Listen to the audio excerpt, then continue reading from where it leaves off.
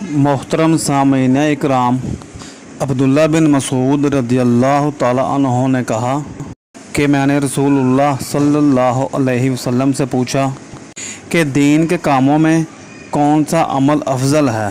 तो आप सल्लल्लाहु अलैहि वसल्लम ने फरमाया कि वक़्त पर नमाज पढ़ना।